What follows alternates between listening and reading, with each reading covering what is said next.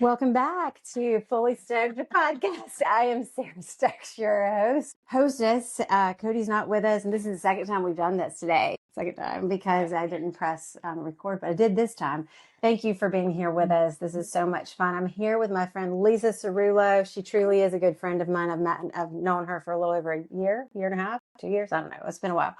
And I've learned a lot from her. So she's going to talk to us more about investing, her company, JM&L company, and Monroe Mike. And so she wears 3 professional hats, but she is going to tell us a little bit about some coaching, mentoring she might be doing in the future. And you have a lot to learn. I promise, because even if you're not interested in real estate, she's going to give you some good tips on entrepreneurship and maybe some tidbits on being an introvert and an extrovert's world. So anyway, I am Sarah Stokes, and I am by day a senior mortgage loan advisor with Coast2Coast Mortgage and Sarah Stokes Home Loans. I love helping people with all their home financing needs, refinances, purchases, investment properties, second homes, primary homes. And more than that, I actually really like connecting people like Lisa on this podcast, Fully Stokes Podcast, something my husband and I started a year ago. And this series is Entrepreneurial Women. It's starting to morph and change a bit. Cody is starting a series on Behind the Pass for restaurateurs and chefs. And we want to glean their knowledge and we want to share it with you guys. So if you know anybody who might want to be on that series or this one, let us know. And then we also have our series where we talk as a couple, which is really just silly. We just like to fill the minutes. But anyway, without further ado, I'd like to introduce you to Lisa Sarullo. And Lisa, as I said, you have been an entrepreneur your whole life. You told us the last time. Now you're going to retell us. So what got you briefly to this point in your life? And if you want to go back and check out the other podcast that she did with me, it really goes into detail about her journey and like the failures, because we all have failures, right? That got her to such success today. And she really is raw and vulnerable and tells us about it. And I appreciate that so much. But we're not going to really focus on that a lot today because she has some new stuff she's going to share with us. So briefly, can you tell us how you got here? Well, I grew up, my dad was an entrepreneur, and I watched him and followed him through all of his journey. And he is 82 and he just retired. Sort of a little bit under duress. But anyway, no, he's great. And I think it's in your blood, Sarah. So, and then when we had the opportunity to we were the beneficiary of great information yesterday at a workshop we were at about strengths, and I had done that years ago. And so when I looked at my top 5, my top 5 sort of naturally put me into a place of entrepreneurship, I think.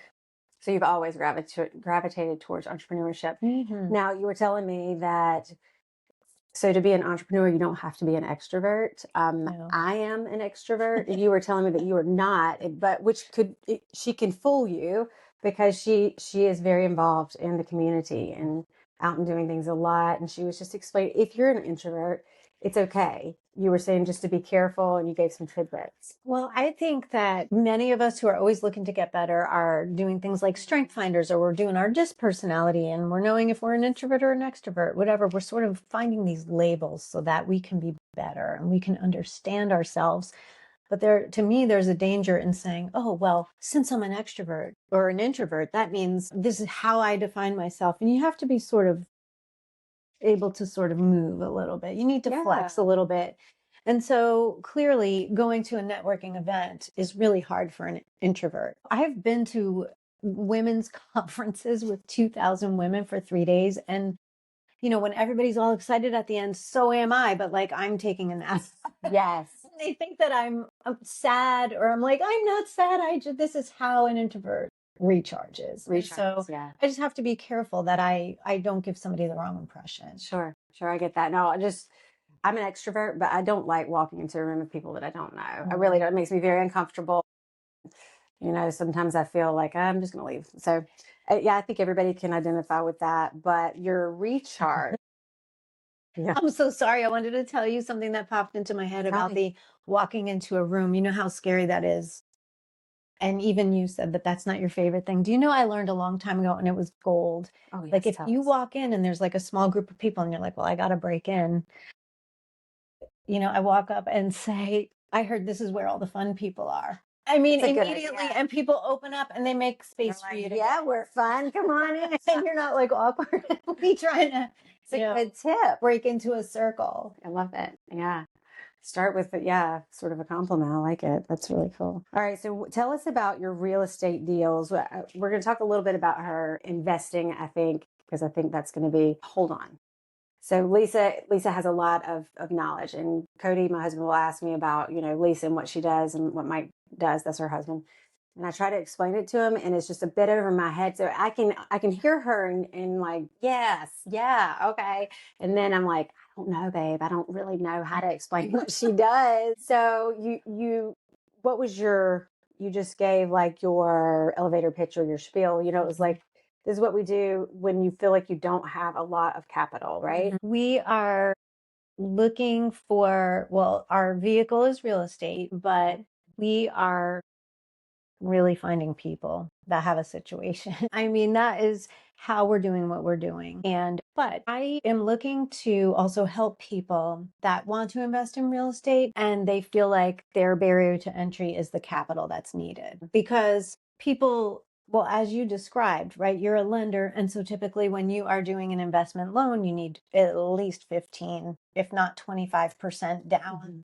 And that immediately somebody is going to decide if that is their barrier to entry or not. And I've even coached some people that are close to me in my world who have used their own 25% down on a couple of properties. And the thing is that that cash is finite. So I am showing them a different way to be able to not have that requirement, that down payment requirement as a barrier to entry. So just coming from my world, it's so hard for me to grasp. And you've told me about it so many times. We've had so many conversations and it works. It is phenomenal. Lisa's very successful. And so Cody and I are going to take your classes and come to your mentor group meetings and do everything we can to be a part of it. Cody's very interested. You have, it's sort of creative financing, but it's not in the lender's world, if that makes sense. So it's not per Fannie and Freddie guidelines. It's outside of that. Might I ask you a question about me hearing you say, and it's funny because I get that you've been trained in this way and you know how you do it. And you're like, but Lisa, you're still compliant, but you're out of the box. How do I? Yes. Let me see if I can ask you a question that would help you if this is what you say to yourself every time Cody or someone asks you that I question. get tripped up. Yeah. If I were to say, Sarah, I want an investment loan, and you say, Lisa, you need 25% down, isn't that the same as you saying, I'm going to give you a 75% loan to value loan? Yeah. Okay. Sure is. So does it matter to you if I plop the 25 in cash at the closing table? Or could I force equity and appreciation on a project I'm working at? And then I just ask you to give me a 75% loan and the 25 was built in. It didn't come out of my wallet or my checking account. Because you improved the property. So the equity is there. The value is there. Totally makes sense. So you do the work and then you can use a conventional lender. And then how you get the home before you come to a conventional lender is the creative and interesting way. And Lisa is such a good-hearted person. And I mean, you said we're creating relationships. We're connecting people. We're talking with people. I hope this is okay, but I've seen you help people that are in really bad situations with their homes, and more than fair. And I mean that honestly. Some people, I feel like, Lisa, that was more than fair. That was really good of you. But then you also connect maybe investors too at some point, right? You are connecting people and helping people on both sides of it. She's kind of like this, I don't know, you're working all the different things. I don't know if that was a strength. It didn't come up in my top five, but I among the other things that I can agree that my top five were, but I am a connector. So I'm futuristic, input, strategic, achiever, and activator. I don't know. Maybe our friend would be able to tell us if connector is any part of that, but no, I do love connecting. I mean, it's a strategic connection. Maybe. Yeah. Yeah. That's very interesting. So anyway, I just, because I think you live it, you work it, but I don't want anybody to get the idea that you're stealing homes from old grandmas. That's not what it is at all. No, it is not that. And I think maybe that there is a perception somewhere out there that sometimes investors can do stuff like that. And those are really not good people. But Lisa is good people, and that is not at all what this model is. That's completely opposite, right? Well, and I will tell you that part of the natural assumption would be, well, if you're doing creative financing and you're getting a deal that you're improving, therefore you must be preying on people who are in a bad situation. Right. And thank you for clarifying that, because it's not. It does not need to be that at all. No, it doesn't. It doesn't. So that is one of the things that really differentiates you from some investors out there. What are some other things that differentiate you and Mike from other investors out there? Now that we have enough experience in what we're doing, we almost always have it as a rule, our own personal rule, our own sort of guideline, guide rail, boundary, if you will want to call it. I am not getting involved in a real estate transaction if I do not have access to the seller. And the reason is because it's simply this, and it is the truth. And you know that it is the truth if you know me. Sarah, if you said to me, Lisa, I love cake. And I'm like, great, awesome, okay.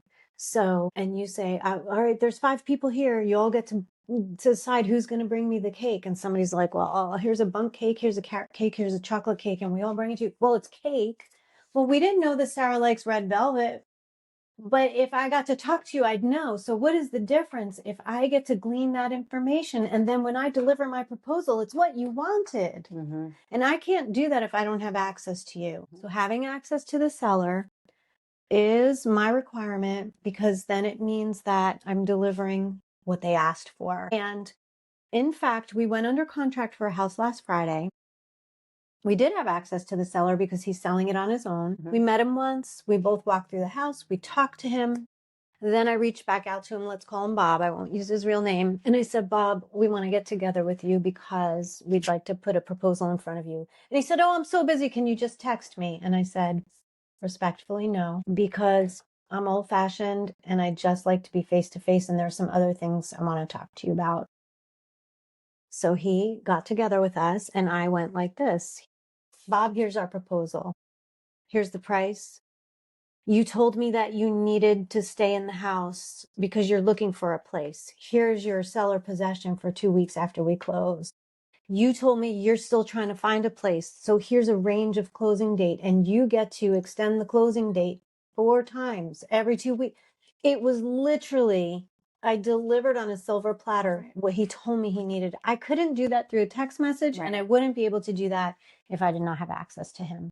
So does that prevent you from using a realtor all the time, some of the time, most of the time? How does that work? I have a realtor on my team, and I will work with realtors. In fact, one realtor that we both know in our group invited me to come to see a situation where a family has to sell a property. It's going to need a lot of work. There's a lot of deferred maintenance, and she invited me to come so that I could, it was her contact. It is her contact. It will be her listing, but she invited me to be part of it. And yesterday I told her how much that meant to me, because I said, I know that you can collect the data, but if I can hear every single thing they need, I will do my best to attempt to deliver a proposal on a silver platter based on what they've asked for. So what it means is that I'm not bidding on things on the MLS. I'm just not, it's just not part of my... Mm-hmm. And the MLS is the multiple listing service, and it's where you would go like on Zillow or Realtor.com. Or if you had a realtor, they will send you the emails. So typically you just don't buy those houses at all. There's probably, have you ever bought a house on the MLS? Probably not, right? Maybe one. Okay. Just once. Yeah. So typically not. And you've done this. Do you mind ballparking how many times you've done this? Well, we currently have 13 properties and we have flipped 5. So I may have done 1, maybe 2. It's not, wow. I didn't know. Maybe 2 on the MLS. Now I use a realtor. So I have all of these professionals on my team for the back end of things, just like you as my lender. Right. I'm doing all of the things on the front end, and then the end product, I can come to you and. Right. So where was I going with that? MLS. Realtor your team. I usually want access to the seller because the other reason why I am personally opposed to the MLS is because what ends up happening is that means that multiple people are in competition for this one thing. And therefore, what tends to happen is when we're competing with one another, what sets us apart is being highest and best offer. Mm. And to me, that didn't necessarily deliver on a silver platter what that seller needed, but I wouldn't know because I didn't get access to them. And at the same time, if it's on the multiple listing service, even if it's slightly distressed, you really do help people. So you're able to help people who are in a situation. I mean, I'm not going to talk about where any of these properties are, but I just remember a couple of the properties you've talked about over the years. And one of them, did you have Leanne come out? I'm not sure, that had a lot of stuff in it. A lot of 7 dumpsters full. 7 dumpsters full. That's Years of accumulation. I'm having a hard time enunciating today. Mhm. But that property, you helped the seller.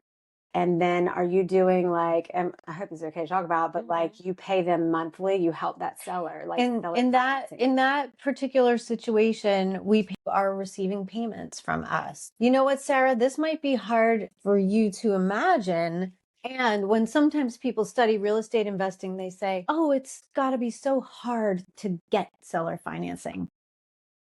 Do you know that sometimes sellers insist that the only way they will sell their house is to be receiving payments? Right. Well, some of them are older, Yeah. right?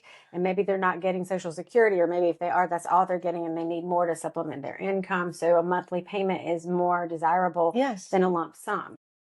exactly. And that's helping. Okay, it is really cool. And you have an attorney, you probably have several attorneys, but we both know one attorney who's excellent. Mhm. And she makes sure everything is just right. The contracts, title. We had one where the lot was just a little messed up from back in the 50s, maybe. And so that one took a long time to get straightened out. But she has a good team behind her. She has years of experience. And great team. so, okay, I can't wait. Every time I talk to you, it makes a little more sense, you know? It's not that it doesn't make sense. I'm not trying to. No, it's just it's like asking you to ride a bike pedal backwards. It's just a different mindset from what I do 24 hours a day. All right. So stepping up as a philosophy. You talk about stepping up as a philosophy. What does that mean to you? I believe in charity and goodwill and tithing and all of the things. And so we should help those in need. But one of the ways that we can also truly help people is to help them step up in the world. You know, I was the chair, and now I am vice chair this year of a nonprofit in Charlotte that supports women through incarceration and then into reentry. So I believe in second chances, and I just feel like a hand up is awesome. And, you know, I don't just like giving handouts. I like helping people with a hand up, because when you can get a hand up, you are then self-sufficient. And that is a great feeling.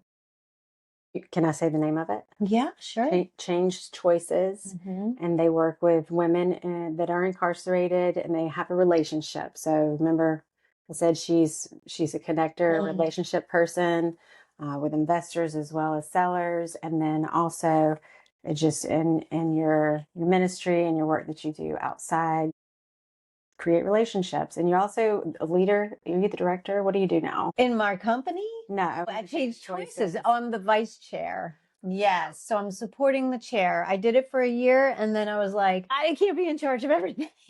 Can't make all the decisions. So we nominated a chair that was voted in by the board, and now I'm her vice chair, so I can be her support. Great. That's awesome. Right. So you went to the Kingdom Collaboration last week that Anne-Marie Cooper put on, and there was several different ministries, probably 10 or so. Yeah. All this Change Choices. They auctioned off this picnic basket with this delicious looking soup. Everybody wanted the soup and the bread, and I think it was the second most money-making one. I got the first most money-making one. I think it was $200. I only paid $270 for a weekend away in Gatlinburg, Tennessee. But somebody, I think it was you. Yeah, I did. I bid on it. Other people were bidding on it too. And then I gave the soup and the bread away because I just wanted the journal, and I wanted the donations to go to the kids. You're just sweet.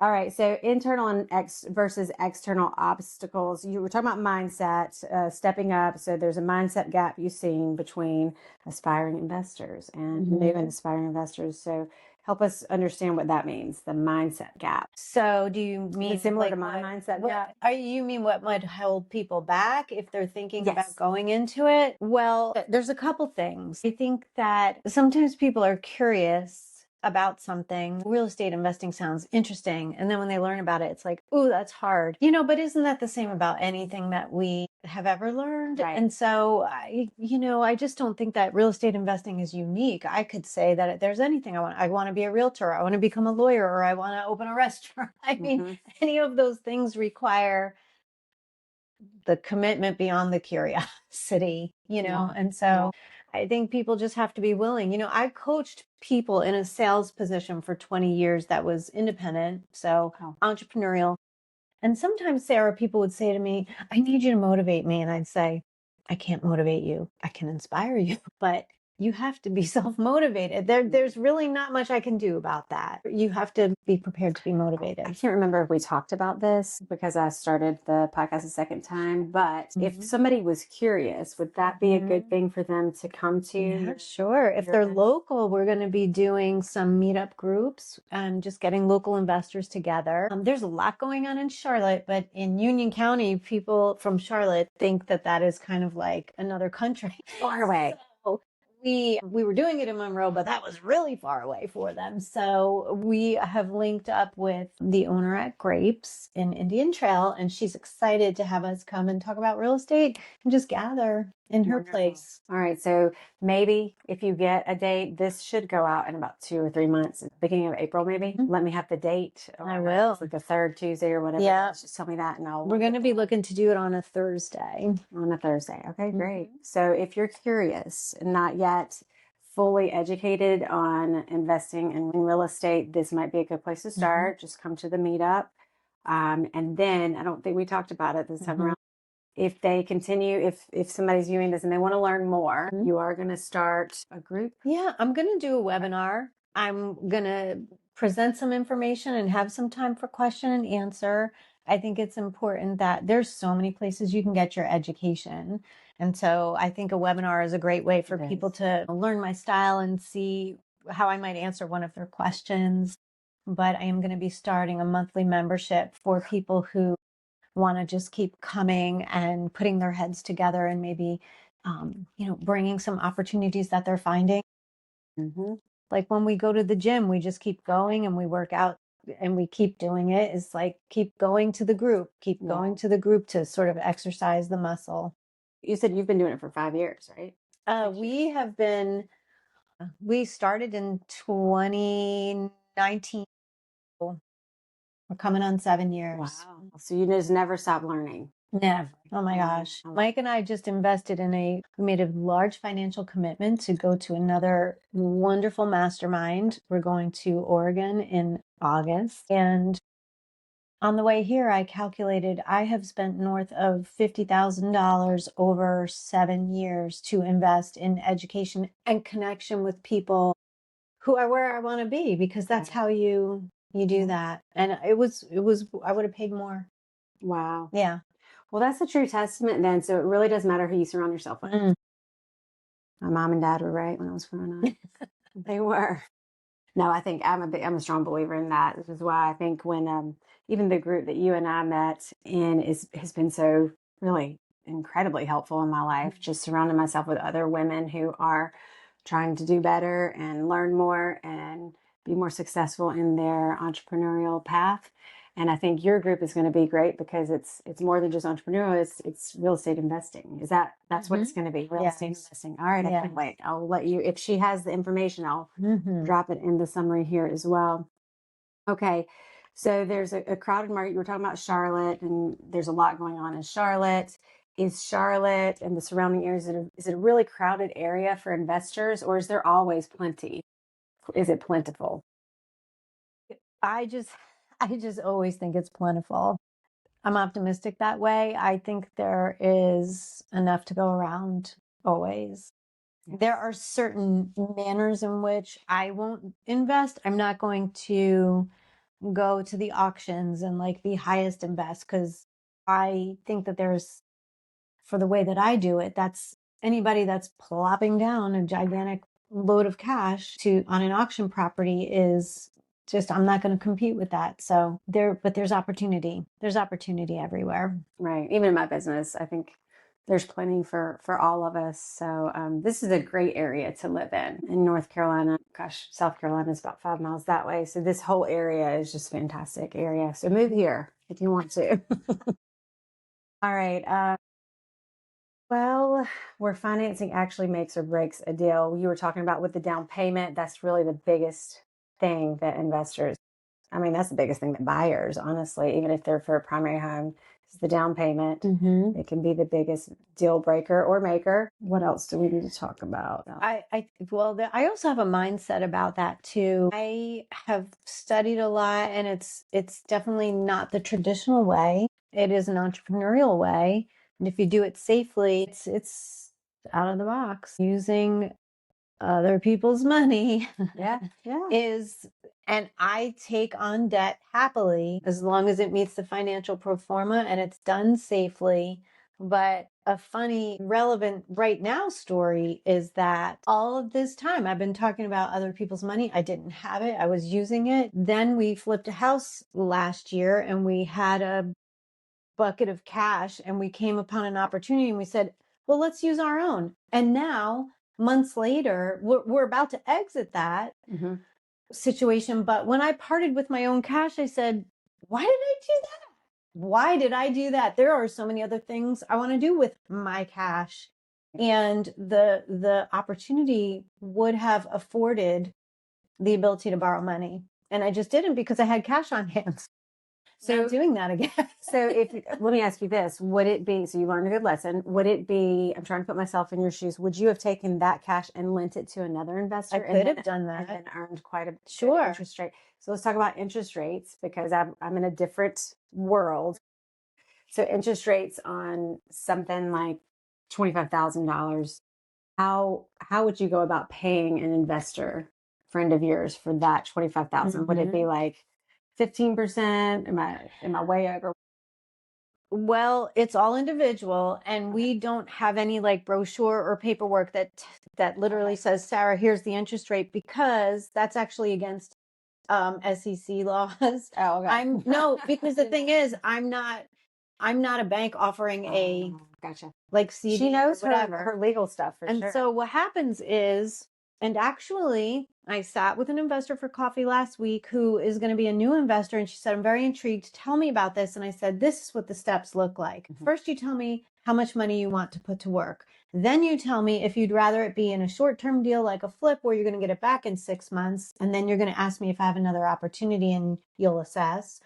Or you're somebody who is like, set it and forget it. It's like, here, take this for 5 years and just send me money every month, a long-term CD or something. So I need to know how much money they want to put in, how long they want to do it for. And then in my own portfolio, depending on those two things, I am always taking on money, but I am always securing it. It is never unsecured. It's always being secured to a property with a proper lien position. Then I do a financial pro forma and tell the investor, here is how I'm making your monthly payment. And I have a self-imposed rule that I learned from my mentor that says your payment is going to come from, and this is if it's on a stabilized property. So if I have a rental property, I'll attach if I have a mortgage, I'll attach more debt onto the property and I show the investor that I have sufficient equity and cash flow to support their payment.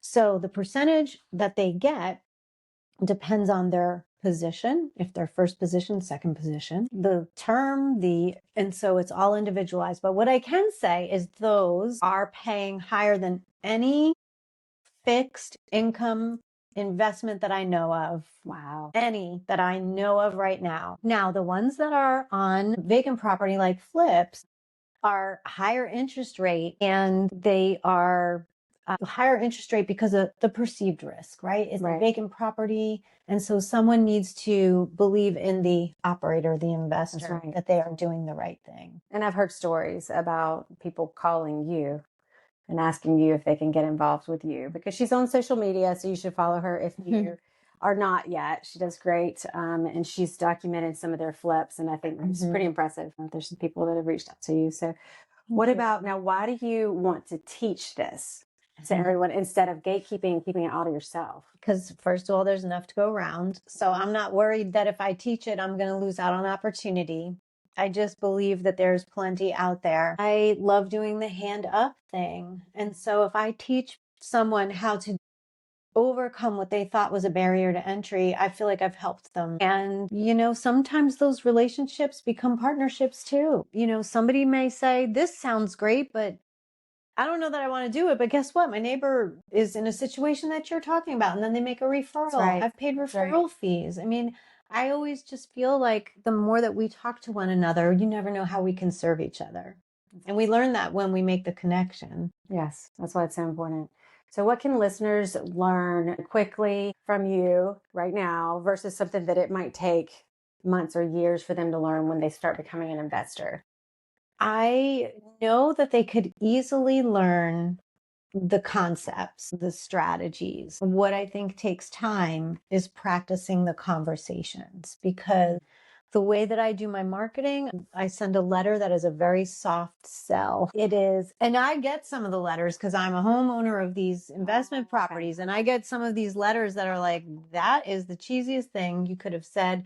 And you're so off mark. Here we are, we improve all of our properties. And then I get a letter from some investor that says, don't fix your house. I can buy it in cash tomorrow. And I'm like, but I did fix my house. So your message is not hitting. That investor hasn't researched it at all. Yeah. And so in response to those letters, we do get phone calls. And so I think practicing the conversation and feeling comfortable how to navigate it and go at the right pace. That takes just practice. It does take practice. And maybe being around other people, other investors, mentors in the groups, I guess. So, and in my membership group, we will role play. We will bring those discussions. And I do that with my mentor all the time. And I've been working with him one-on-one and in a group setting for 5 years. And it's like in martial arts, we called it going to the dojo and working out, black belts, yellow belts, white belts. We're all together. We're just in there and we're working out. That's what we're doing. We're working out and working the conversations and learning how to speak to people so that they feel heard.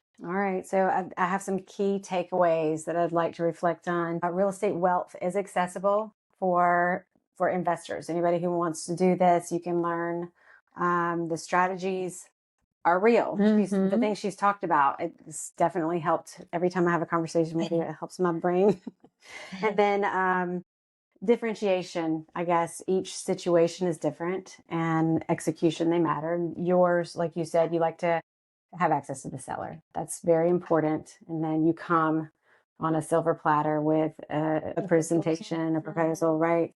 And then you don't need to follow the herd. I guess I'm the herd you can win. You don't have to do things the way, that I do. Hey, though, if you want to do them, a conventional investment loan, I am your girl for sure. Yeah. But I use them. I use them on the back end. It's just the entry is different. That's right. All right. What would you tell your 25-year-old self about money? Money is really everywhere. It just is. And gosh, Sarah, we could do a whole many hours on that because some of my personal story and we've talked about things like this. Money has flowed in and out at various times. And one of the things that I've learned also through my spiritual walk and my walk with God is that my hands are open. About money. So what would I tell myself? My 25-year-old self, don't do this. Don't hold on to it. Because God cannot grow and put more into a hand that's closed. And that's what I'm going to say I could look back. Wow. And say that is absolutely true. So yeah, we live open-handed. We're not worried about money. Money is the easy part. Yes. I love it. So one little tidbit about Lisa, we've gone out to 131 twice now, and we split a bottle of wine both times. And for some reason, both times it didn't come on my check, and she didn't say a word about it. And I was like 2 or 3 days later, like, I don't think I paid for that wine. And she's just so generous. So generous. You have a generous spirit. You really do. But I've Venmoed her, so don't worry. It did finally get to her, but not a word. So money is it is a big deal when you have to live, but also, yeah, I like that philosophy. Yeah. Don't think I have spreadsheets and I'm looking at what we're doing. She does. Don't think that I'm disregarding money, but I am not worried about money. Not worried about it. It's awesome. So go back to the first podcast and you'll hear about her journey and how much her faith has really affected everything that she does as a businesswoman and the circles that she chooses to be in. So really go check that out. I'll link it below. Well, I am so very grateful, Lisa, that you came back and talked more about investing. One thing I didn't add, and Mike is a general contractor, but he has not always been a general contractor. So he does a lot of the work, but he also subs out a lot of the work too. So that's one edge maybe they have, because not every investor can do that, right? But that is a team member that maybe an investor could have. Yes. And one of the things that we will talk about in our membership is how to vet your team members, because you may not be able to have all of the same resources that we have, but you need to know how to vet a team member and the questions you need to ask. That's good. Okay. I also wanted to say that one of the hardest things, and it goes back to mindset, we have all have life experience and we've learned things along the way. And so we accept what we believe as truth or the way that it's done. And so I would just challenge everybody to ask themselves about anything that you have learned before. Is it true? Oh, I love this. Is it current? Is it best for me?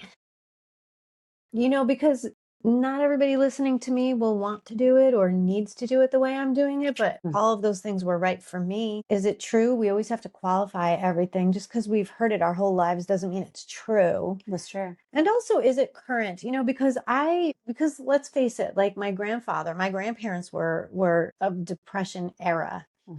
And during that time, it was the best thing you could do to get a job and save money and stay at that job for the rest of your life, because you're going to get a benefit package, pension. But that's not current anymore. And that truth is not true for now. So I think that it's important to ask those questions about anything that you firmly sort of follow. Is it true? Is it current? Is it best for me? I love that. And I'm going to just add, is it what God wants me to do? I really love all of that. Thank you so much for being here and sharing this. And maybe I'll have you back and we can even get deeper into one of these areas and you can talk more about it. I will link anything that Lisa gives me, webinar information, meetup information at Grapes, membership information, as soon as I get that to you. And you have anything else to share with? If you need a loan, call Sarah. You're going to need a loan. If you're doing this, you're going to need a loan at some point. Thank you. Thank you. We are getting ready to exit from a property that we have decided to keep. And I talked to you about that the other day. We went into it with some of our own cash and a big amount of investor cash on the front end. And now we're going to refinance that so we could roll that forward and have a property that we get to maintain. So she does use lenders, absolutely, but not for the bulk, right? And not on the front end. Front end. Lisa, hold on, I'm going to edit this out. Oh, you need to say what Mike does. Okay. And I'm back. 3, 2, 1. So also JM&L company, Monroe Mike is a general contractor, like I said. And he does full renovations for bathrooms, kitchens. Carpentry, that's really his specialty. We sub out roofs and things like that, but he loves to transform a space. And so he does it for us and for individuals. So residential, not commercial. Residential. And if you have a hard to fix, configure space, he's very creative, right? Very creative. His sister did a bathroom remodel, but she lives many states away, and she outfitted her entire basement to be like a fully functional 2 bedrooms and a bathroom. We walked in when it was framed and the electrical was done. And the first thing he walked in and said, "Why is the electrical box over there? Why is the door swinging this way? You now lost a closet. You're going to walk in, you're going to have to put your arm around here to flip the light switch on." He sees it. Sees all of that. So he is a visionary in the construction world. So, okay, if we buy this house that we're looking at in Asheville, is that too far probably for him to do? Not for a friend. Well, he's got this frog over the garage and it's not finished and it could be anything. It's I mean, it's an open space, it's got the flooring, but it doesn't have insulation or anything like that. So husband wants to finish that out. Anyway, you'd have a cool place to stay when you come up there. All right. Anyway, guys, thank you so much for joining us on Fully Stoked Podcast, and be on the lookout because Lisa's got some good stuff coming up and maybe even her own podcast. Maybe. I don't know. Is it true? Is it current? Is it best for me? Oh, the best for me. Okay. So until next time, we'll see you later, guys. Thanks. That was fun. Very fun. I like that one.